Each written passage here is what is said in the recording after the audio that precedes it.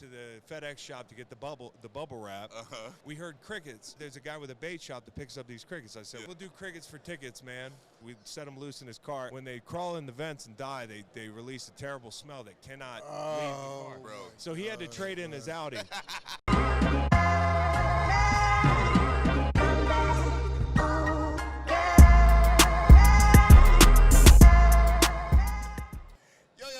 What it do? It's your boy Brock, and this is the Brockcast. I'm here with my co-host with the most, Mr. Petty Pat. Talk to him. Yo, what's good? This your boy Petty Pat, lead brand designer of Brock Brand Clothing. Yes, sir. Yes, sir. Hey, today we have a special guest.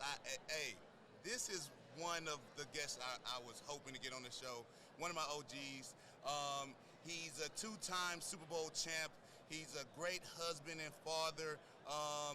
He has a nonprofit organization called the Water Boys, which builds wells in remote villages in Africa. He also has his own podcast called the Greenlight Podcast, presented to you by Yote House Media. Here's our guest, my OG, a great friend of mine, Mr. Chris Long, man. Dude, thank you guys, but you're good at this. I can tell already. You know how proud I am of you, bro? Just seeing you do this, dip your foot in this thing, and like I show up, you got great equipment, you got an awesome co-host, you got a team. Yeah.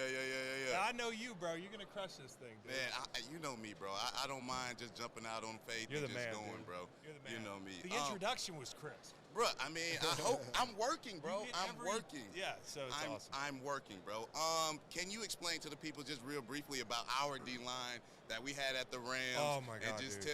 tell the people how much fun we had with the St. Louis Rams while Jeff Fisher was coaching. I got to tell you, bro, this is my favorite thing to get to do is to run into one of my guys. And I mean, like, my core guys. Like, I've known Brock since he was that rookie. Yeah. Didn't know up from down. And, he just meshed seamlessly with that group. And, yes. we kind of took him under our wing, but he eventually turned into a great player in his own right. And I'm just so proud to watch you, as your career went on. I thought of you like me. Yes, yes.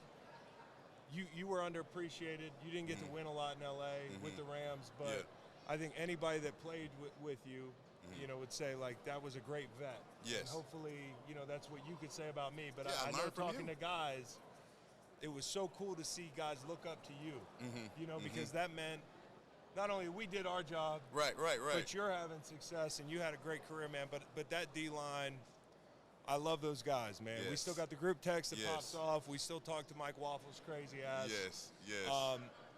I had people in Philly, because we were on a great D-line, they used to always be like, they almost thought it was a rhetorical question. They were like, this is the best D-line you've been on, right? There's nothing like this. I'm like, listen, the D-line that we had in St. Louis could have took over the world if the situation was right. And we fought through a lot of hardships. We didn't win games at times. Right.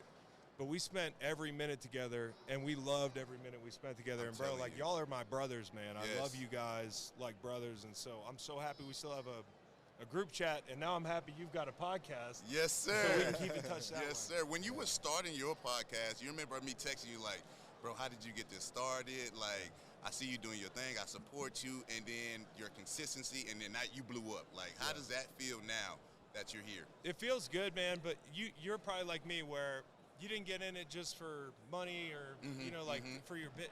Certainly you want your business and your podcast to grow, and you want the people that you employ to be happy and have success. But I really want to succeed at something. Right. So it's not about, what the metrics are always. It's about, like, do people love the show? Do people feel like they get to know you and your crew? Yeah. Do people feel like they're sitting on the couch with you? And also, do football people, because we talk a lot of X's and O's. Yeah. Do they respect the work we're doing? That to me means a lot. Like, Kyle went to Kansas City this week because he played there for a year and got to interview the O-line, and people were like, we love the show. Yes. That to me is the biggest compliment I can get. Not a check, not a sponsorship, although that stuff's all great. And you're going to have these opportunities. Yeah. But to me, that just means your body of work, you've been consistent and you didn't cheat. I think there's a lot of ways in the media today that you can shortcut. Right. Say sensationalist shit. Say shit that's not true. Right. Clickbait. You clickbait, talk to talk. I really do try to work hard at my craft. I think for me, I miss football. I'm sure you miss football. What's been good for me is this has given me a locker room. It's also given me an opportunity to still study the game and learn the game more than I did when I played. Because now I'm learning the back end and all this stuff. True facts, yes. But I'm going to talk about it. So, and we also gamble a lot. Yeah, I don't know if you guys are ever talking lines, but it's fun, man. I don't feel like I'm going to work. So I think the biggest key, as we were talking about, is consistency. Tell us about just like when you play.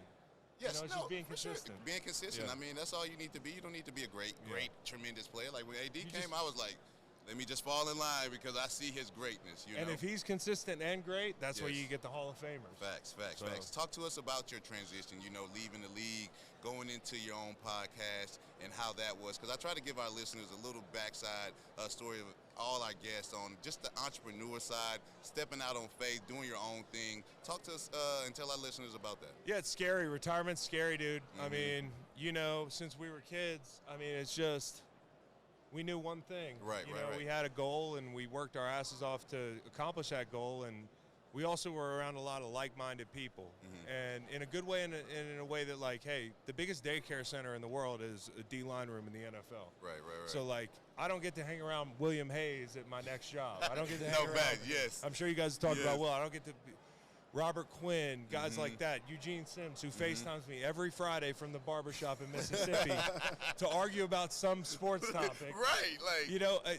But those guys, you miss them, and you miss being around like-minded people and going into the next jobs. Sometimes you're not around people that think like you. Right. By the way, Sean Merriman's huge. He's still jacked. He's huge, bro. And he's an MMA guy now. He'd probably kick all our asses. Right.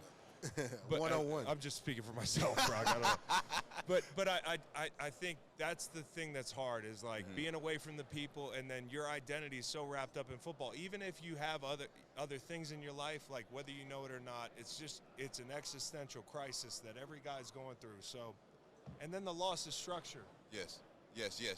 Like you don't know what to do with your time. You're like, should I be in the shower? Then what? Like. The ordering of tasks. When you played in the NFL, they said, hey, you got to be here at 8 a.m., motherfucker. Yes. And you're going to get fined $20,000 if you're late. And, it's not even a thought, to be late. And you got to be the next thing. And everything's laid out for you. You got to work extremely hard. It's the hardest job. But in some ways, it's the most, regimented job where the executive in you doesn't have to come out. Right. And I think being retired, you got to think of yourself like a company. You got to start running your life like a company. There was somebody running it for you before, and you were an independent contractor. Briefly talk to us about running your house like a company. I mean, that's true. You get retired, you got kids now. Like, how do you manage? I put those motherfuckers to work. No, that's not it. No, I don't, dude. I got a 7-year-old, a 5-year-old, and a 6-month-old now. I know you got 4 kids. Yes. You got an awesome family, dude. That's one thing about you that I've always admired is, you're a family man. Yes, sir. And, yes, sir. And when you play, sometimes that's not as important. You don't look at guys in that light, but the rest of your life where that's the thing that you're going to be doing every day, that's the most important thing. So the guys that can transition to say, hey, my family's the most important thing, the dad that I am, the husband that I am, and it takes a lot of work. It does. Because we're not great at it off the rip. Patience, bro. It's the patience. Because everything in football is like, this, learn this by Wednesday, learn this by Friday, let's go to the game Sunday. And in the household, when you have kids, it's like, do this, do that, and then you go leave, and then it's like, why didn't I, you know what I'm saying? Yeah. It's like, why didn't you do what I asked you to do? And you got to learn the patience because these are kids. They learn a little slow. Communication, exactly. It's like, think about how you like to be coached. Every player likes to be coached differently. And that's why, I think great coaches and great leaders. I think emotional intelligence is the most important quality of a great leader. Right. And by that, I mean just understanding people. So if I understand you as a rookie, and I know you're different than AD, there's different ways that I'm going to talk to you. There's different ways that I'm going to frame challenges or solutions. And your kids are the same way. It's like, I know my 7-year-old, you push different buttons than the 5-year-old. Yes. My 7-year-old's like me. He's stubborn. Yeah. He will. My 4-year-old. That's my 4-year-old. Yeah. And so I know I got to deal with him differently than my 5-year-old. And now I'm going to have a daughter, and I don't know what that's going to be all about. Oh, my gosh. But you got to learn on the fly and know that you don't know anything. They don't give you instructions when you leave the hospital with those babies. That's the craziest fucking thing I ever seen in my life. Like, you're just going to let me leave with this soul, and I don't know what to do with it? Bro, when they wheel when they wheel the baby out the first day and, like, you get in the car, you're like, oh, fuck. Like, you're like, I did not think about this. Like, there's not anybody who's going to be telling us if things are right and wrong. But I think the coolest thing is, like, when you look up, everybody in this room came from a different household. Yes. They're all here. Mm-hmm. There's different ways to get it done. And also, like, you don't have to be perfect. Kids are resilient. My parents were awesome. I love my parents, but there's things that I tried to learn from, the things that I didn't think they did perfectly. Right. I try to improve on those things. Yes. And if I'm not perfect, that's what I got a great wife for. Right. No, you have a significant other to fill those other needs. Yeah. Tell us about, I want to ask you real quickly, what's your most memorable moment about the St. Louis Rams? Damn, dude. For me, it's the road trips. Yes. I mean, it's the 2-day trips out to Seattle. It's the trips to San Francisco. And some of the stories that we can't tell here, but the dinners, on the field stuff was great. Like, when I took battle with you guys on Sundays, man, I really felt like there was no fight we turned down. Yes. It's just a crazy feeling being part of a group like that. So just the brotherhood and the bond and the confidence and saying, like, no matter what happens around us, I got a group of people that I'll take you guys into any alley. Right. And I feel good about our chances. So, like, whether we were on the road having fun or going out after the games, like, those memories for me. But on the field, probably, just big plays. Yeah. I tell stories all the time about hitting a bonus in week 17 with a sack or, memorable. Hitting the Joel. Nope. And you were my biggest encourager when it came to dancing after Yes. It was the fun, man. It was the fun. There was nothing like it, man. I mean, it'll never be anything else like it, man. And the pranks. The pranks. I was telling about your prank specifically early on Jim Rome, how you took Laurinaitis' truck, new truck, very new. It was nice. Very new Audi Audi Q8 or whatever, and put crickets in it and wrapped it up. And the funniest What was thing his about that face story, like? no, it's not. It wasn't Laurinaitis' face. It was Chris's face when they figured out that they were being videotaped the whole time. They had me and Will on CCTV, like one of these black and white, like, security cameras, and we were denying it. And the funniest thing was, and this is how evil we are, James is a good Christian. Yes. Like, he's a real Christian where he'll turn the other cheek. That's the great Kyle Turley, by the way. Sir. That's one of the baddest dudes that ever played. And that might be Jim McMahon. I'm not sure. But,